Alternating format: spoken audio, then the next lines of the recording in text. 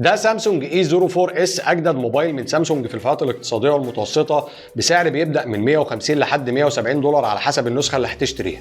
الموبايل ده سعره حاليا في السوق المصري هو 5000 جنيه لنسخه 4 جيجا رام مع ذاكره داخليه 128 جيجا، ويعتبر سعره نزل في الفتره الاخيره في متوسط 1200 او 1300 جنيه بعد ما سامسونج قررت ان هي تعمل او تجمع الموبايل ده داخل السوق المصري. ان شاء الله بقى في الفيديو ده هنتعرف على كل حاجه خاصه بالموبايل ده، لانه موبايل مهم عند ناس كتير في الفئات الاقتصاديه والمتوسطه، وهشوف بقى هل الموبايل ده من الموبايلات اللي انا انصحكم بشرائها ولا لا. ما تنساش بقى تعمل لايك للفيديو، ويا ريت كمان تشترك عندي هنا في القناه لو انت اول مره تشوفني على اليوتيوب. ويلا بينا ندخل في المراجعه على طول، وكالعاده اول حاجه هنتكلم عنها وهي التصميم اللي بيقدمه الجالاكسي اي 04 اس. الجالاكسي اي 04 اس هنا يعتبر بيقدم تصميم مقبول جدا نظرا للفئه السعريه اللي نازل فيها. هو نازل هنا طبعا بظهر وفريم من البلاستيك كعاده الموبايلات في الفئه دي، ولكن خامات التصنيع اللي بيقدمها الموبايل هنا تعتبر معقوله جدا بصراحه.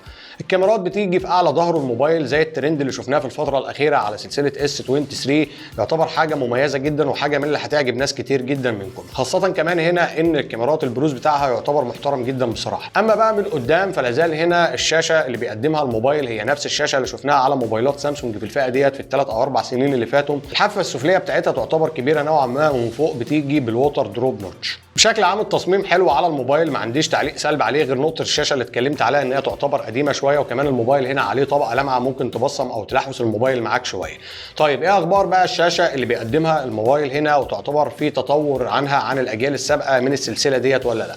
للاسف الشاشه هنا تعتبر صوره بالكربون من اصدارات سابقه من نفس السلسله ديت، لازالت هنا بتيجي بحجم 6.5 بوصه بدقه اتش دي بلس، وجايه هنا من نوعيه بي ال اس تي اف تي، ولكن الشيء الجيد فيها ان هي بتدعم الريفريش ريت لحد 90 هرتز. الشاشه زي ما قلت يعتبر ما حصلش فيها نقله بالنسبه لسلسله اي 0 اللي بتقدمها سامسونج في الفئات الاقتصاديه، واللي كان معاه منكم موبايل من سلسله اي 0 سواء الاي 02 او الاي 03 او الاي 02 اس او 3 اس، هيحس ان نفس الشاشه اللي موجوده على الموبايل ديت هي نفس الشاشه اللي كانت موجوده على الاصدارات السابقه. ولكن بشكل عام الشاشه هتديك تجربه تعتبر معقوله جدا بالنسبه مثلا لاستخدامها تحت اشعه الشمس، ما تعتبرش افضل حاجه على الاطلاق، ولكن بالنسبه لفئه الموبايل السعريه فتعتبر مقبوله جدا.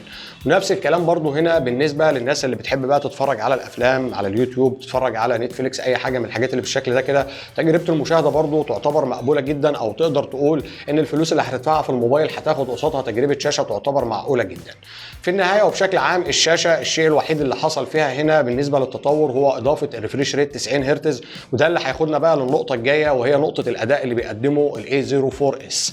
موبايل هنا جاي بمعالج من اكزينوس اللي هو الاكزينوس 850 8 نانومتر، بالاضافه ل 4 جيجا رام مع ذاكره داخليه 64 و128 جيجا. الخلاصه في نقطه الاداء ان الاكزينوس 850 وده معالج بالمناسبه احنا شفناه قبل كده على اصدارات كتير من سامسونج في الفئه دي، في وجود ال 4 جيجا رام وفي وجود الريفريش ريت 90 هرتز مع السوفت وير المميز جدا بتاع سامسونج، تقدر تقول عليه ان هو هيديك تجربه تعتبر محترمه جدا بالنسبه لاستخدامك للموبايل في المهام اليوميه. بمعنى هتقدر تفتح عليه مثلا تطبيقاتك اللي هتستخدمها بشكل يومي، تيك توك، فيسبوك، اي حاجه من الحاجات اللي تستخدمها في مواقع التواصل الاجتماعي ديت بشكل كويس جدا. هتعمل عليه مكالماتك، هتتفرج على المحتوى على اليوتيوب وغيره زي ما قلنا، هتعمل عليه مهامك اليوميه بشكل كويس جدا ومش هيزعجك ابدا.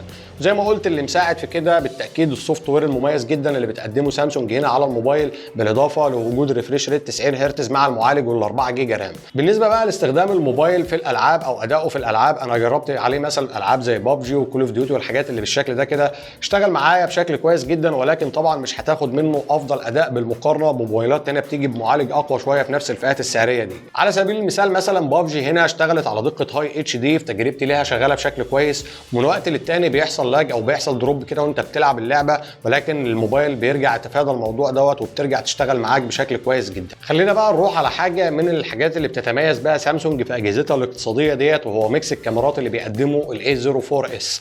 موبايل هنا جاي باربع كاميرات، 3 منهم موجودين في الطابور اللي في ظهر الموبايل ده، بتيجي فيه الكاميرا الرئيسيه بدقه 50 ميجا بكسل بالاضافه للكاميرتين اياهم، واحده ماكرو وواحده للعزل، مع كاميرا اماميه بتيجي بدقه 5 ميجا بكسل. سامسونج دايما في الفئه ديت بتحاول ان هي تحافظ على لوك الكاميرات بتاعها مهما كان الموبايل رخيص، الا ان النتائج بتاعه الكاميرات بتاعتها بتكون ممتازه جدا. النتائج اللي انتم شايفينها اللي بتطلعها الكاميرا الرئيسيه ديت زي ما انتم شايفين كده، الصور بتحافظ على التفاصيل بشكل كتير، مشبعه بالالوان، دايناميك رينج مظبوط فيها على الشعره بالمقارنه بموبايلات ثانيه بتيجي في نفس الفئه السعريه دي. وزي ما قلت سامسونج دايما بتحاول تحافظ على اللوك بتاع الكاميرات بتاعها مهما كان الموبايل رخيص ولا حاجه. في النهايه الكاميرا ال 50 ميجا اللي بتقدمها سامسونج على الموبايل ده، التفاصيل اللي بتطلع منها والنتائج اللي بتطلع منها من وجهه نظري تعتبر محترمه جدا. ولما نروح بقى على الكاميرا الاماميه اللي جايه بدقه منخفضه نسبيا بالمقارنه بالمنافسين 5 ميجا بكسل، لازالت برضو الصور اللي بتطلع منها تعتبر محترمه بصراحه، بتحافظ على بعض التفاصيل الديناميك رينج فيها مقبول جدا. بالنسبه برضو لموضوع العزل هنا زي ما انتم شايفين بيعتمد على السوفت وير، فاحيانا هيظبط معاك واحيانا ثانيه لا، ولكن بشكل عام الحكم على الكاميرات بتاعه الموبايل هنا تعتبر حاجه مقبوله جدا، وفي ظن مفيش اي موبايل في فئه الموبايل السعريه هيتفوق عليها. البطاريه بقى اللي بقدمها الاي 04 اس، ودي برضو حاجه من مراكز القوه اللي بيتميز بها الموبايل هنا، على اعتبار انه موبايل اقتصادي. هو جايبه بطاريه قوتها 5000 ملي امبير، ولكن للاسف بتدعم شاحن سريع لحد 15 واط بس، وده بالمقارنه بباقي المنافسين يعتبر قليل بصراحه. المهم بقى اداء البطاريه بصراحه في تجربتي ليه في الفتره اللي فاتت ديت تعتبر حاجه موزونه جدا برضو، بمعنى انا استخدام الموبايل في كل الاوقات اللي استخدمته فيها كان بيبقى متوسط الى فوق المتوسط، ودايما كانت البطاريه بتكمل معايا اليوم، وما كانش بيحصل ابدا في نهايه اليوم ان انا بحتاج اشحنها الا لو لعبت على الموبايل بشكل كبير جدا. فبرضو حاجه من الحاجات اللي بيتميز بها الاي 04 اس هنا هي البطاريه القويه اللي بقدمها اللي جايه بقوه 5000 ملي امبير. بالنسبه بقى للجانب العملي هنا على الموبايل، الشبكات سواء شبكه الواي فاي سواء شبكه الاتصال، اداء الشبكات على الموبايل ما عجبنيش كعاده كل موبايلات سامسونج في الفئات السعريه ديت، واللي اغلى منها كمان في موضوع الواي فاي وشبكات الاتصال. طبعا ما هي السيئه اطلاقا، ولكن بالمقارنه مثلا باجهزه زي اوبو زي ريلمي فتعتبر برضو بصراحه افضل منها شويه. ونفس الحكم هنا على تجربه الصوتيات على الموبايل. طبعا الموبايل بيجي بسماعه وحيده من الاسفل، ما بيجيش بسماعات ستيريو، ولكن الصوت اللي بيطلع منها يعتبر مقبول جدا برضو بصراحه. بالنسبه بقى لعوامل الامان اللي بقدمها الموبايل هنا، خاصه البصمه اللي بتيجي على زرار الباور هنا، في تجربتي لها تعتبر شغاله بشكل كويس، وان كانت بتكون بطيئه خاصه لما بيكون الموبايل طافي كده، احيانا بتشتغل معاك بشكل كويس واحيانا تانية بتعلق، فبتضطر تشغل الموبايل كده وبعد كده تشغلها. هي اوفر اول نقدر نقول عليها ان هي شغاله بشكل كويس، ولكن بالمقارنه ببصمات تانية بتيجي على زرار الباور من باقي المنافسين ما تعتبرش افضل حاجه بصراحه. واخيرا بقى الحكم على الموبايل وبالنسبه للسعر بتاعه، هل انصح بشرائه ولا لا؟ الموبايل ده سعره خارج مصر هو زي ما قلت بيبدا من 150 لحد 170 دولار على حسب النسخه اللي هتشتريها، ب 4 128 او 4 64. وعندنا هنا في السوق المصري حاليا سعره بيبدا من اول 4800 جنيه وصولا لحد 5200 جنيه برضو على حسب النسخه اللي هتشتريها 64 او 128. وزي ما قلت ما تشتريش النسخه اللي بتيجي ب 3 جيجا رام لو لقيتها، لان دي هتكون افضل كتير جدا بصراحه.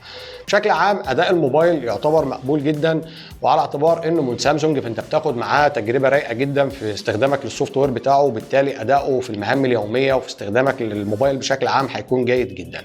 وده موبايل من الموبايلات اللي انا انصح بيها بصراحه، خاصه لو كنت من الفانز بتوع سامسونج. نقطه اخيره متعلقه بالاسعار عندنا هنا في السوق المصري. الموبايل ده المفترض انه قبل كده كان بينزل في سعر 2300 جنيه 2400 جنيه، فيعتبر سعره غالي جدا دلوقتي، ده صحيح، ولكن احنا بنعيش واقع دلوقتي بسبب ازمه الدولار اللي بيحصل في السوق المصري ده، وكمان ازمه الاستيراد اللي واقف، فبالتالي الموبايل سعره 5000 وشويه او 5000 جنيه، فهو ده المتاح. وزي ما قلت بالمقارنه بباقي المنافسين اللي بالتاكيد اسعارهم غلط، فالموبايل ده برضو يعتبر موبايل ممتاز جدا.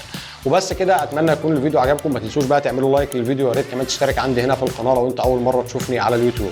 واشوفكم فيديوهات جايه كتير، والسلام عليكم ورحمه الله وبركاته. سلام.